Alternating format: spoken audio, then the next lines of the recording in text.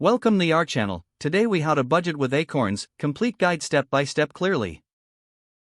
To get started with budgeting using Acorns, first, download the Acorns app from your device's app store. Install the app and open it to create a new account.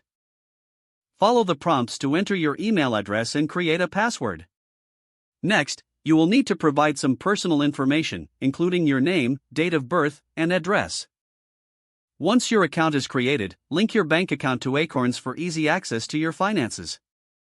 Acorns will ask for permission to access your spending data. This will help the app analyze your transactions and round up purchases. After linking your bank account, you can set up your Round UPS feature. This feature automatically rounds up your purchases to the nearest dollar and invests the spare change. Decide how you want to fuel your Round UPS.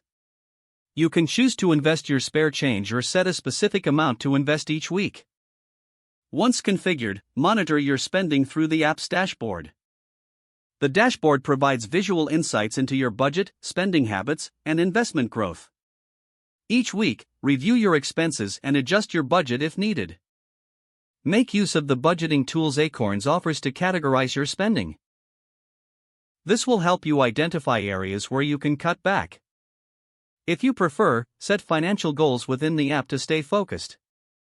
Acorns allows you to set investment goals, like saving for a vacation or a new car. As you see your investments grow, evaluate your progress regularly. Consider adjusting your investments according to your financial goals and risk tolerance. Take advantage of any educational resources Acorns provides. These can help you understand budgeting and investing better. Commit to checking the app several times a week to stay on track. Finally, celebrate your budgeting achievements, no matter how small.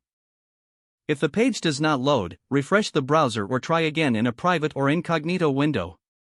Make sure you are using the correct email address, then retype it carefully to avoid small typos.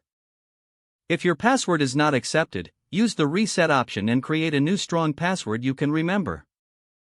Check your spam folder for verification or security emails, then complete any requested confirmation steps. Don't forget to like this video and subscribe to our channel for more step-by-step tech guides.